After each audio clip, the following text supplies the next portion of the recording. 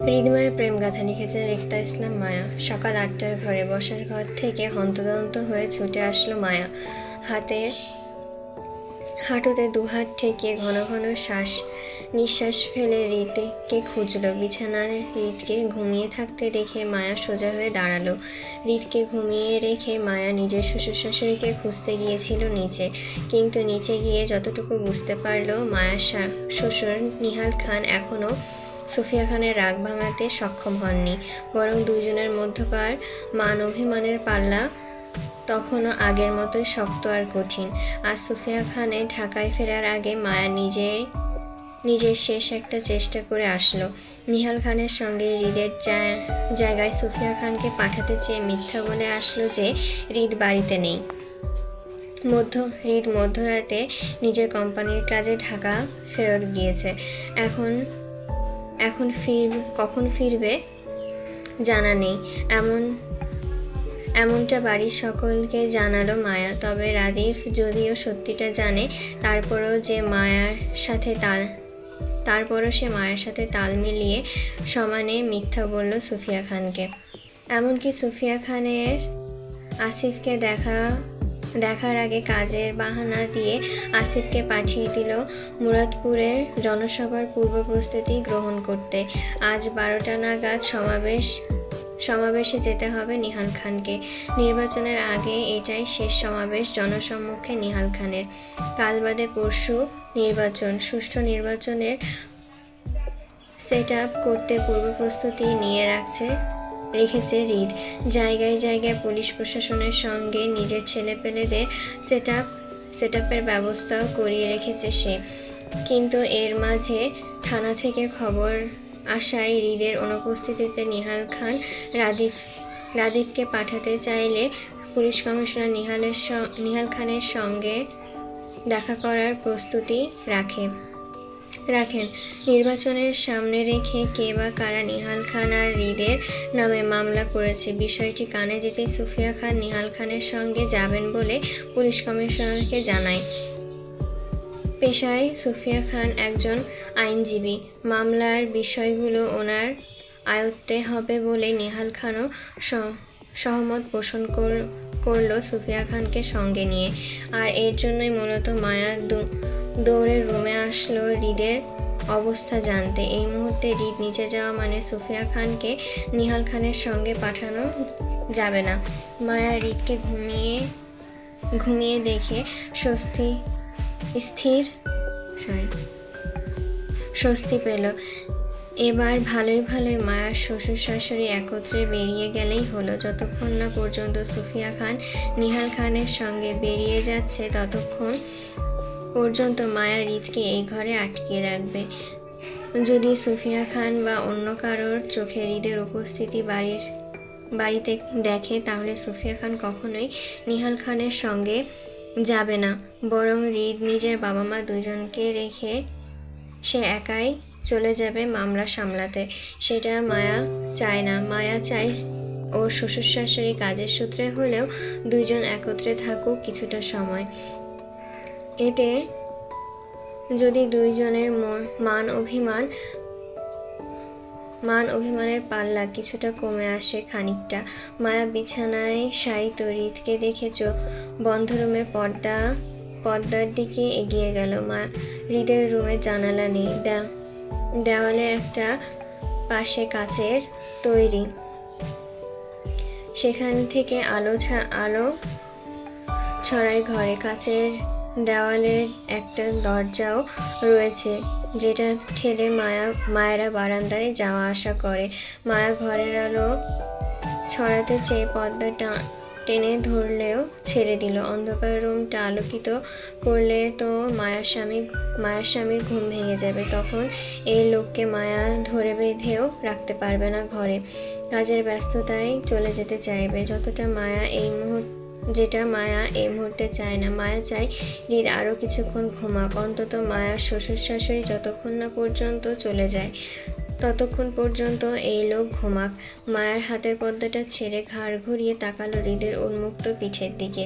খানবাড়ি ভর্তি মেহমান হলেও কেউ এই সাত সকালে ঘুম থেকে ওঠে না, গুটি কয়েক মানুষ ছাড়া। সামনে নির্বাচনের ব্যস্ততায় খানবাড়ির ছেলেদের সকাল সকাল বেরিয়ে যেতে হয় বলে আজকাল সুফিয়া খানও হেনা খান আর মায়ের সঙ্গে ভোরে ওঠেন।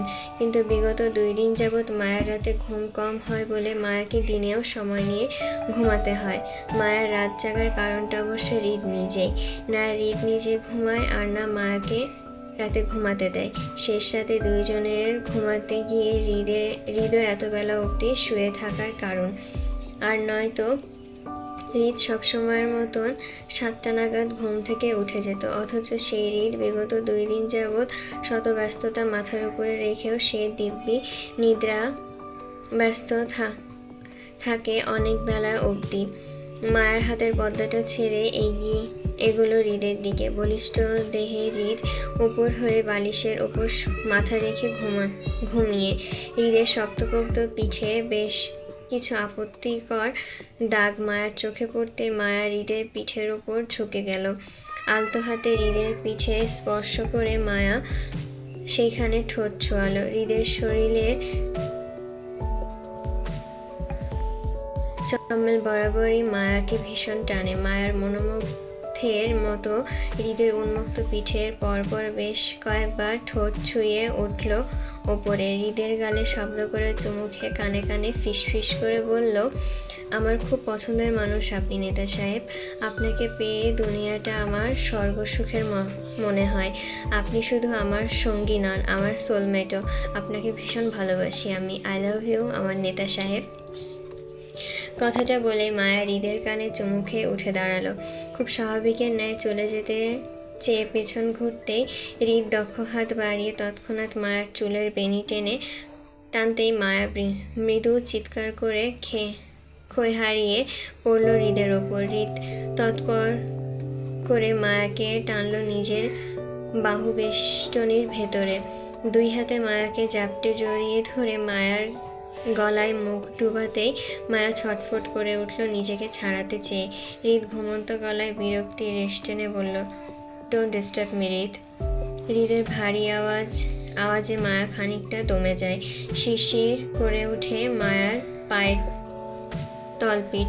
ভারত মায়া শুকনো ঢোক গিলে বলল, প্লিজ ছাড়ুন, যেতে দিন আমাকে। No please. হৃদ ভারী আওয়াজে মায়ের সঙ্গে ঘনিষ্ঠতা বাড়িয়ে বলল, ঘুমিয়েছিলাম, ভালো লাগেনি তোমার? Now I want you one more time. হৃদের কথায় মায়ার লজ্জায় আড়ষ্ট হলো।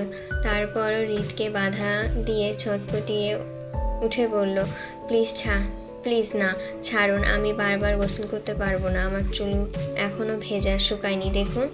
মায়ের কথায় হৃদ আগের মতনই বিরক্তি গলায় বলল, বেয়াদব মহিলা, বিবাহিত মেয়েদের বারবার গোসল করার নিয়ম আছে, এতে পাবলিক মাইন্ড করবে না, বরং তোমার গোসল না করা নিয়ে পাবলিক মাইন্ড করতে পারে, জিজ্ঞাসা করে দেখো। কথাটা বলে হৃদ মায়ের গালে শব্দ করে চুমু খেলো। পরপর মায়ের গালে ঠোঁট ছুঁয়ে গলায় নেমে যেতেই মায়া হৃদকে ফের বাধা দিয়ে বলল, আপনার যত সব ধান্দাবাজি কথা, ছাড়ুন আমাকে, সবাই আপনার জন্য নিচে অপেক্ষা করছে, যাবেন না সেখানে? না। হৃদের অসম্মতিতে মায়া নিজেকে ছাড়াতে চেয়ে তৎক্ষণাৎ লুকিয়ে রাখা কথাগুলো হৃদকে বলে দিল। কারা যেন আপনার নামে মামলা করেছে, সেজন্য আব্বু আম্মু থানায় যাচ্ছে, আপনি যাবেন না? মায়া সত্যিটা হৃদকে বলতে চায়নি, কিন্তু এই মুহূর্তে মায়া হৃদের সঙ্গে আটকে থাকতে চায় না বলে বাধ্য হয়ে সত্যিটা বলে উঠল। মায়ের কথা শুনে হৃদ তৎক্ষণাৎ উঠে বসল বিরক্তিতে। রাগে চোয়াল শক্ত করে তৎক্ষণাৎ গায়ের ব্ল্যাঙ্কেটটি উড়িয়ে ফেলতে বলল, হারামির বাচ্চারা আর মানুষ হলো না, শেষ মুহূর্তে এসেও ক্যাচাল করতে হবে, নিষেধ করার পরও বারবার মরতে আসে আমার কাছে, ছ্যা।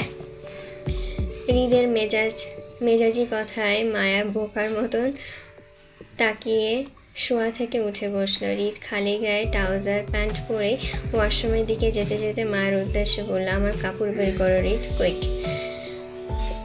মায়া হৃদের পেছন ডেকে বলল, আপনি গোসল করবেন না?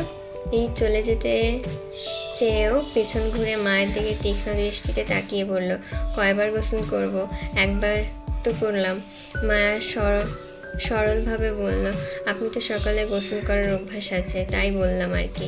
মায়ের কথায় হৃদ সামনে ঘুরে যেতে যেতে সোজাসাপটা উত্তরে বলল, সকালে গোসল রাতে করা শেষ। সকালে আমি ভার্জিন, সেজন্যই গোসল নট অ্যালাউ।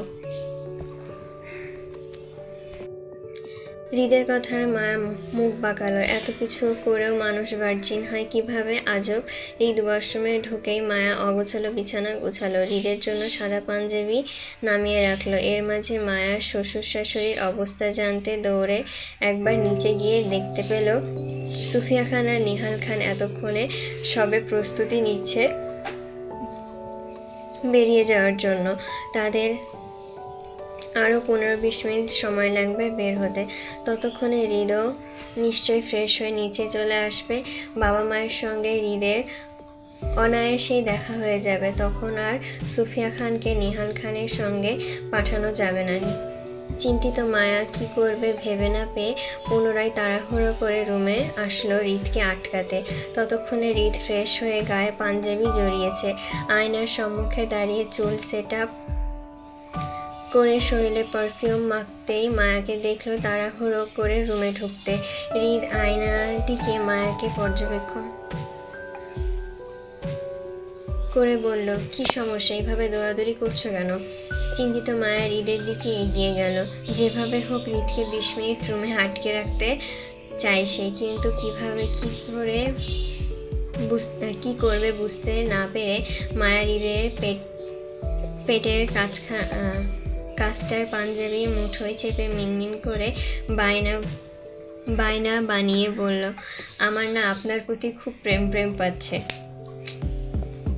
মায়ের কথায় হৃদ কপাল কুঁচকে মায়ের মুঠোয় চেপে ধরা হাতটার দিকে তাকালো। একটু আগেই তো এই নারী তার থেকে নিজেকে ছাড়াতে চেয়ে ছটফট করছিল, আর এখন হুট করেই তার প্রতি প্রেম পাচ্ছে। এত ভদ্র মহিলা তো এই নারী না। হৃদ অবিশ্বাস্য গলায় মায়ের দিকে তীক্ষ্ণ দৃষ্টিতে তাকিয়ে বলল, আপনার প্রেম পাওয়ার পিছনে কাহিনী কি ম্যাডাম?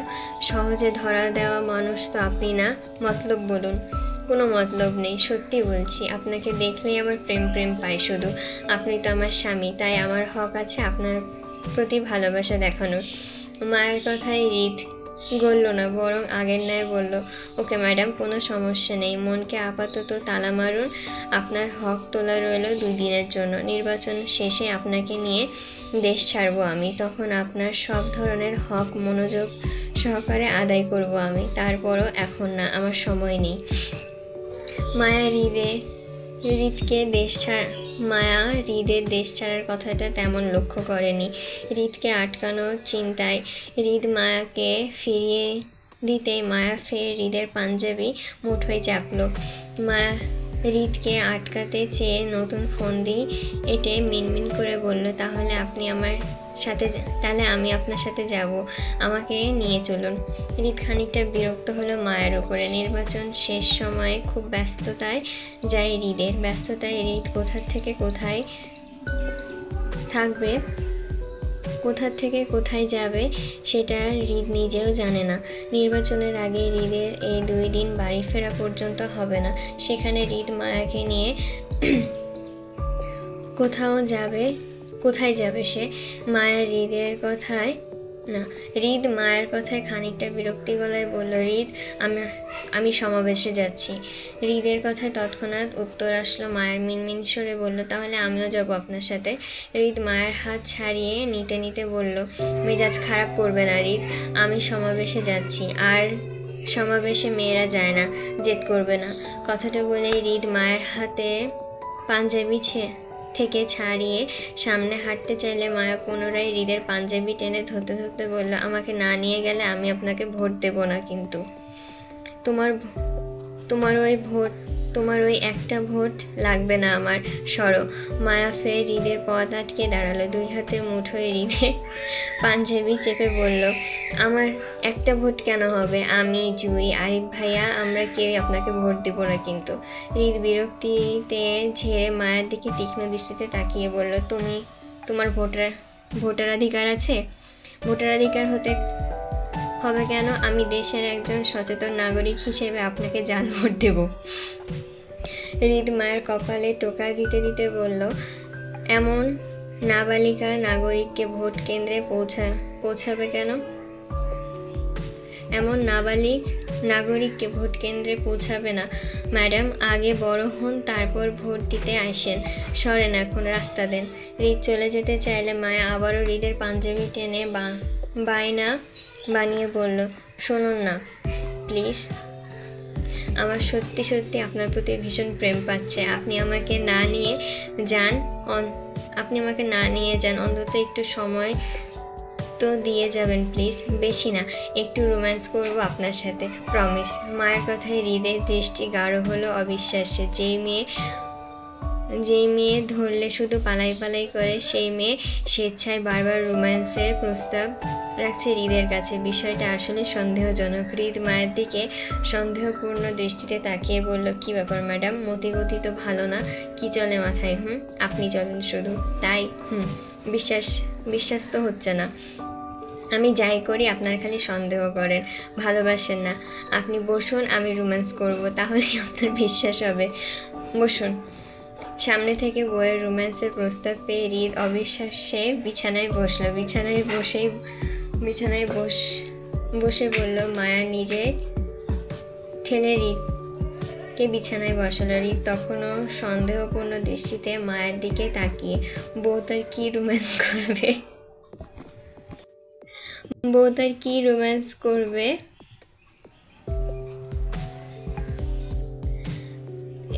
এক মুহূর্তের জন্য হৃদও দেখতে চায়। একটু আগেই তো হৃদ এই নারীকে কাছে টানতে চেয়েছিল, তখন কতই না তালবাহানা করে হৃদের থেকে নিজেকে ছাড়ালো। আর এখন হৃদ চলে যেতে চাইছে সেখানে এই নারী নিজে থেকেই হৃদের পথ আটকে দাঁড়াচ্ছে বারবার রোম্যান্সের প্রস্তাব দিয়ে। মানে বিষয়টা আসলে সন্দেহজনক হৃদের কাছে। মায়া হৃদের বিছানায় বসিয়ে গায়ের ওড়নাটা খুলে মাথায় হেজাবের মতন গোল করে বেঁধে নিতেই হৃদ সন্দিহান দৃষ্টিতে মায়ার কার্যক্রম লক্ষ্য করে বলল, কি ব্যাপার, রোম্যান্স করতে কাপড় খুলতে হয়, তুমি বাঁধছো কেন? মায়া হৃদের কথায় তৎক্ষণাৎ উত্তর দিতে বলল, রোম্যান্স করতে আগে আমাকে সতেজ হতে হবে। আমি এখন শুকিয়ে আছি, আমার বড্ড পানি তৃষ্ণা পাচ্ছে। নিচে যাব, ঠান্ডা পানি পান করতে হবে। ফিরে আসবো 1 মিনিটের ভেতরে, তারপর দুইজনে উড়াধুরা রোম্যান্স চলবে। আপনি বসুন, আমি আসছি, কেমন? ভণ্ডামি করো আমার সাথে? এই রুমে ফ্রিজ আছে, সেখানে ঠান্ডা পানি পাবে তুমি, নিচে যেতে হবে না। হৃদের কপট রাগে মায়া হৃদে তেল মারার মতন করে বলল, আপনি বড্ড অধৈর্য, কিচ্ছু বোঝেন না।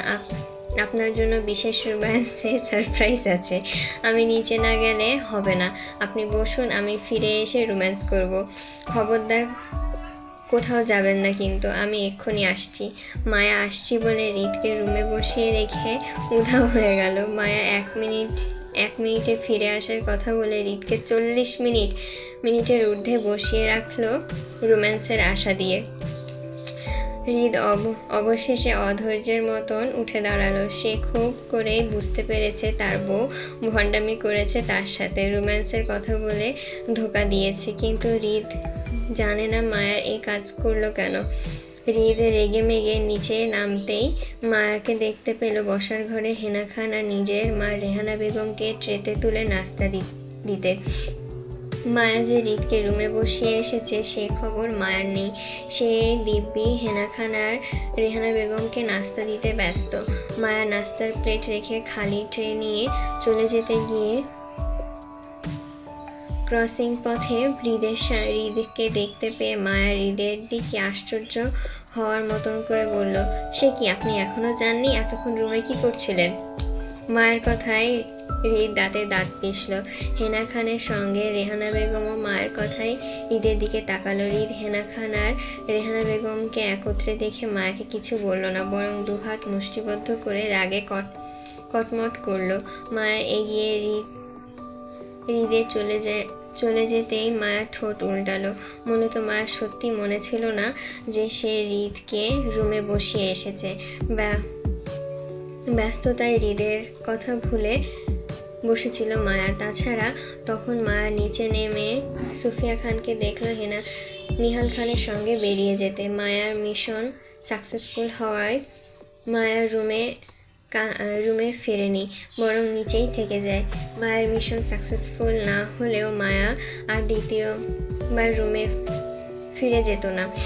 হৃদকে আটকানোর জন্য তখন মায়া রোম্যান্সের মিথ্যা বাহানা বানিয়েছিল। হৃদ রাগের চোয়াল শক্ত করে পার্কিং এরিয়াতে যেতে আয়নের দেখা পেল রাদিফের সঙ্গে। আয়নও জানতো হৃদ বাড়িতে আছে, সেজন্যই মূলত ওরা দুইজন হৃদের অপেক্ষায় দাঁড়িয়েছিল। হৃদ আশেপাশে আসিফকে না দেখে হাঁক ছেড়ে ডাকলো আসিফকে। আসিফ, কই তুই? গাড়ি বের কর।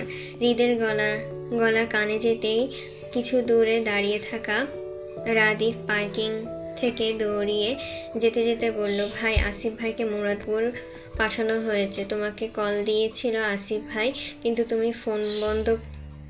তোমার ফোন বন্ধ থাকায় জানাতে পারিনি।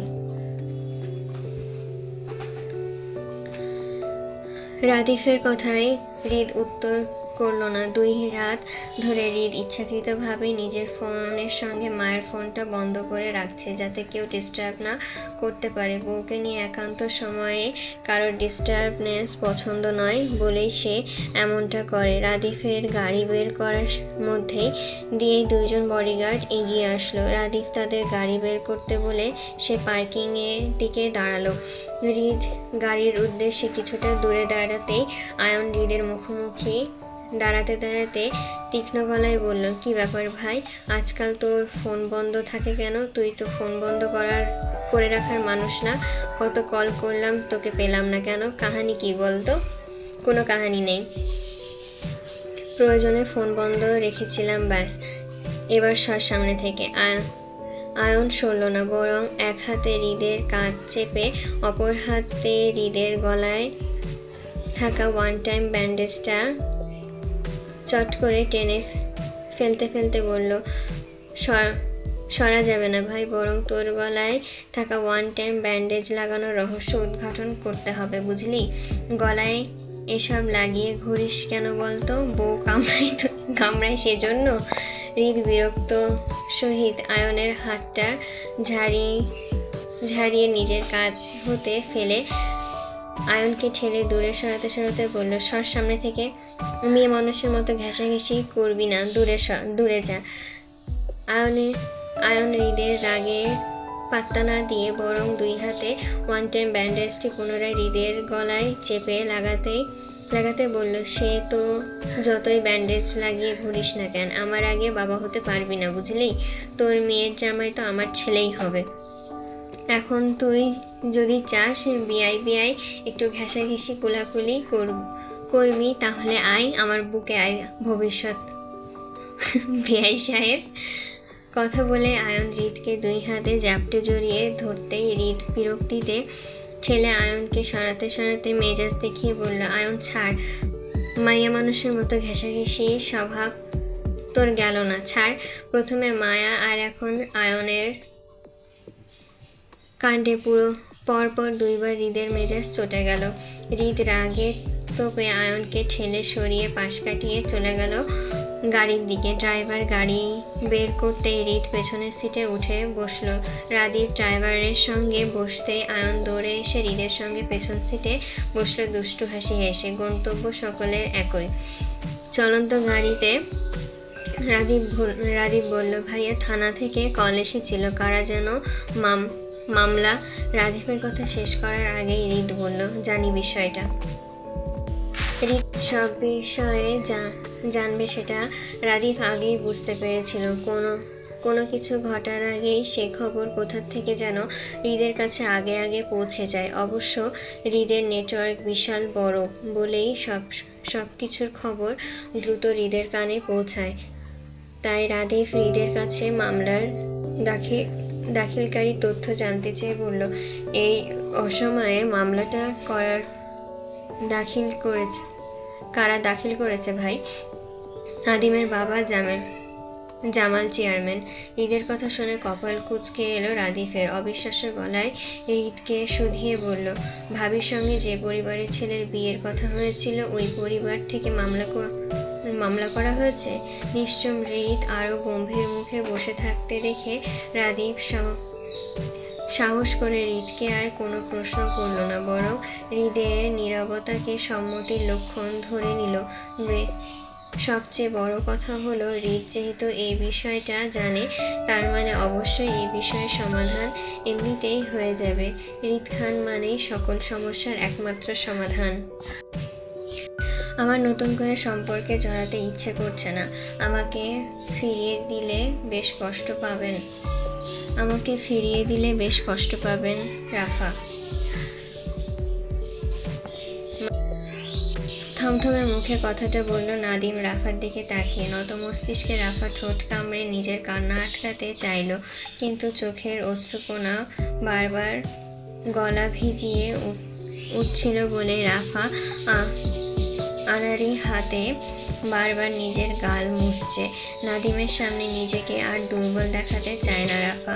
অনেক তো ভালোবাসার পেছনে ছুটে আত্মসম্মান খোয়াতে হলো রাফাকে। এবার না হয় ভালোবাসার পেছনে ছুটল সে।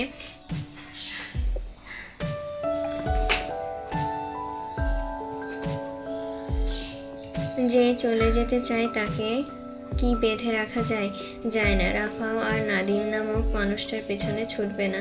নত মস্তিষ্কে রাফা নিজের গাল মুছতে মুছতে খানিকটা শক্ত হতে চেয়ে নাদিমকে বলল, আপনার যাওয়ার হলে আপনি চলে যেতে পারেন, আমি কষ্ট পাবো না। রাফার কথায় নাদিম অনুতপ্ত হলো। সে জানে রাফা কতটা চায় তাকে, কিন্তু এর চেয়ে কয়েক গুণ বেশি সে চায় মায়াকে। মায়া নাদিমের বাল্যকালের ভালোবাসা, যাকে ভোলা এত সহজ নয়। নাদিম জানে ভালোবাসার মানুষকে হারানো কতটা বেদনাদায়ক। সেজন্যই নাদিম রাফাকে ফিরিয়ে দিতেও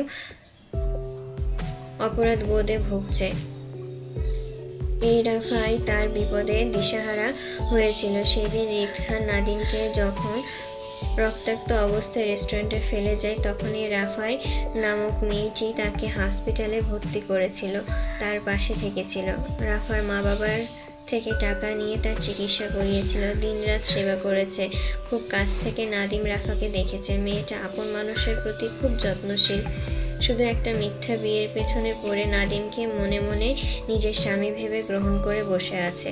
সেজন্যই নাদিম বিগত দিনে খুব করে চেয়েছিল রাফার ভুল ভাঙাতে, রাফাকে বোঝাতে রাফা মিথ্যায় একটা সম্পর্কের পেছনে ছুটছে। সেজন্যই তো নাদিম টানা 3 দিন চিকিৎসার পর সে রাফার পরিবারের থেকে বিদায় নিয়ে আশুগঞ্জ ফিরেছিল। 10 দিন পর পুনরায় চট্টগ্রামে ফিরে আসতে হয় হৃদ খানের ডাকে। বলতে গেলে নাদিম স্বেচ্ছায় চট্টগ্রামে আসে হৃদ খানের সঙ্গে দেখা করতে, নাদিমের বাবা হয়ে ক্ষমা চাইতে। নাদিম শুনেছে নাদিমের বাবা একবার খানবাড়ির পরিবারের ছোট ছেলে রাদিফ খানের ওপর মানুষ দিয়ে হামলা করিয়েছিল, আবার হৃদ খান ও নিহাল খানের নামে মামলা করেছে এর মাঝে। সেজন্যই নাদিম বাবার হয়ে ক্ষমা চেয়ে মামলাগুলো তুলে নিতে এসেছে। বিগত দিনে চট্টগ্রামে থেকে নাদিমের অভিজ্ঞতা এতটাই বুঝিয়েছে যে হৃদ খান ও তার পরিবার কোনো সাধারণ পরিবার নয়। হৃদ খানের পরিবারের সঙ্গে টেক্কা দেওয়া নাদিমের বাবার বোকামি করেছে, সেটা বুঝে নাদিম আগ বাড়িয়ে সবকিছু শেষ করতে এসেছে। অবশ্য হৃদ খানের সঙ্গে দেখা করে বিষয়টা অনেকটাই মীমাংসার পথে এসেছে। থানায় মামলাগুলো নাদিম তুলেও নিয়েছে। ব্যক্তিগতভাবে নিহাল খানের কাছে ক্ষমাও চেয়েছে নাদিম। তারপরও পরিশেষে রাফার সঙ্গে শেষ বিদায় নিতে এসেছিল সে। কিন্তু নাদিমের রাফার জন্য মনের ভালোবাসা না থাকলেও বেশ মায়া জন্মেছে বিগত দিনে। সেই মায়ার টানে রাফাকে ফিরিয়ে দিতে গিয়েও কোথায় যেন একটা আটকে যাচ্ছে নাদিম। মানুষ বলে না, ভালোবাসা না থাকলেও মানুষ মায়ায় পড়ে সংসার করে, কিন্তু একবার মায়া চলে গেলে মানুষ 36 বছরের সংসার ছাড়তেও দ্বিধাবোধ করে না। মায়া হচ্ছে এক ভয়ঙ্কর জিনিস। মানুষ মায়া জড়িয়ে গেলে অস্তিত্ব পর্যন্ত ভুলে যায়। নাদিমের সঙ্গে আপাতত তাই হচ্ছে। মায়াকে সে ভালোবাসে, কিন্তু বেশ কিছুদিন যাবৎ সে রাফার প্রতি বেশ মায়া টান অনুভব করছে, যার জন্য রাফাকে ছেড়ে দিতেও পারছে না। তার মনে সায় দিচ্ছে না এটা করতে। এই মুহূর্তে নাদিমের কি করা উচিত বুঝতে না পেরে গভীর শ্বাস টানল নিজের মাঝে। ধীর স্থির ভাবে বলল, আমার আমেরিকা যাওয়ার ভিসা বাতিল হয়ে গেছে রাফা। ভিসা বাতিলের পেছনে অবদান অবশ্য আপনার দুলাভাই রিদ খানের। আমাদের পারিবারিক ব্যবসা তিনি প্রশাসনিক নোটিশ দিয়ে বন্ধ করে রেখেছেন। বলতে পারেন রিদ খান তার সর্বোচ্চ ক্ষমতা দেখিয়েছেন তার বউকে বিয়ে করতে চাওয়ার অপরাধে। আমার পরিবার খুব বিপদে আছে। আমরা পথে বসে যাব যদি রিদ খান আমাদের ব্যবসা বাণিজ্য করার সুযোগ না দেন তো। যদিও আমাকে আসিফ ভাই আশ্বস্ত করেছেন তিনি রিদ খানের সঙ্গে এই বিষয়ে কথা বলবেন, আমাদের ব্যবসা বাণিজ্যের নোটিশগুলো তুলে নেবেন। তারপরও আমাদের এই দুঃখে নড়বড়ে অবস্থায় আপনাকে নিয়ে কোথায় রাখবো রাফা? আপনি কি পারবেন আমাদের সাথে মানিয়ে নিতে? নাদিমের কথায় রাফার মনে যেন এক বিশাল আশার আলো জাগলো। অশ্রু ভেজা সিক্ত নয়নে তাকালো নাদিমের দিকে, ভেজা গলায় বলল, আমাকে আপনার দুর্বল মন মানসিকতার মেয়ে মনে হয় যে অভাব দেখে পালিয়ে যাবে? আপনি ভীষণ সাহসী একটা মেয়ে, সেটা আমি জানি রাফা। আপনার সাহসিকতায় আমি নিজেও দেখেছি আপনার বান্ধবীকে ঘিরে। আপনি সাহসী বলেই যে আমি আপনাকে ঠকাবো বিষয়টা এমন নয়। আমার কর্তব্য আপনাকে একটা উত্তম ভবিষ্যৎ দেওয়ার, যেটা এই মুহূর্তে আমার কাছে নেই। সেই জন্যই আমি আপনাকে আমার অবস্থার অবগত করছি। আপনি পারবেন আমার সঙ্গে মানিয়ে? নাদিমের কথা শেষ করার আগেই রাফা উত্তর দিয়ে বলল, পারবো। নাদিম নিষ্ক্রিয় চোখ তুলে তাকালো রাফার দিকে। কান্নাকাটি করে রাফার চোখ মুখ ফুলিয়ে রেখেছে। নাদিম রাফার মুখোমুখি টেবিলে বসে একটা রেস্টুরেন্টে। নাদিম অল্প হেসে পাশ থেকে টিস্যু নিয়ে রাফার দিকে এগিয়ে দিতে বলল, আপনাকে কাঁদলে সুন্দর দেখায় না রাফা। এরপর থেকে আমার সামনে আর কাঁদবেন না। নিন। রাফা হাত বাড়িয়ে টিস্যুটি নিল, কিন্তু নাদিমের কথায় কিছু বলল না। দুইজনের মধ্যকার এখনো বন্ধুত্বপূর্ণ সম্পর্ক গড়ে ওঠেনি, তাই রাফাও চট করে কিছু বলতে পারল না। নাদিম রাফাকে উত্তর করতে না দেখে দীর্ঘশ্বাস ফেলে বলল, আসিফ ভাই আপনাকে অনেক পছন্দ করে রাফা। বলতে পারেন একতরফা ভালোবাসেন উনি আপনাকে ভালো রাখার দায়িত্ব উনি আমাকে দিয়েছেন। ওনার সঙ্গে আমার আজ সকালে দেখা হয়েছিল। উনি আপনাকে নতুন জীবনের শুভকামনা জানিয়েছেন, সাথে আমাকে বলেছেন সারা জীবন আপনাকে আগলে রাখতে, এমনকি আপনার মঙ্গলের কথা চিন্তা করে উনি আমার হয়ে রিদ খানের কাছে সুপারিশ করবেন। এমন একটা মানুষকে রেখে আপনি আমার প্রেমে পড়লেন কিভাবে রাফা? আসিফ ভাই কিন্তু আপনাকে ভালো রাখতো। এসব কথার উত্তর আমার কাছে নেই। কখন কিভাবে আপনাকে আমার মন গ্রহণ করেছে সেটার উত্তর আমি নিজেও দিতে পারবো না। তবে এতটুকু বলতে পারবো, আমি ওনাকে ঠকাইনি। ওনার সাথে আমার কখনোই প্রেম ছিল না, আর না কখনো ওয়াদাবদ্ধ ছিলাম বিয়ে করব বলে। উনি ওনার পছন্দের বিষয়টা আমার অবধি কখনো আনেননি। আমি বুঝতে পারতাম উনি আমাকে পছন্দ করেন, কিন্তু স্বেচ্ছায় সেটা কখনোই আমাকে বলেননি, আর না বলার কখনো চেষ্টা করেছেন। সেজন্যই আমি কখনোই ওনার পছন্দের বিষয়টা গুরুত্ব দিয়ে দেখিনি। আসিফ ভাইয়ের একতরফা পছন্দের বিষয়টা আমি কোনোভাবেই জড়িত ছিলাম না। এই বিষয়ে অন্তত আমাকে জড়াবেন না প্লিজ। নাদিম মনোযোগ সহকারে রাফার কথাগুলো শুনল। একতরফা ভালোবাসার কষ্ট সে জানে, সেই ক্ষেত্রে আসিফের কষ্ট নাদিম বুঝতে পারছে, কিন্তু রাফা আসিফকে না চায় না এটাও সত্য। আর যদি রাফা আসিফকে চাইতো তাহলে আজ নাদিম এখানে বসে থাকতো না। নাদিমের ভেতরে কথাগুলো গিলে নিল। অতীত নিয়ে আর নয়।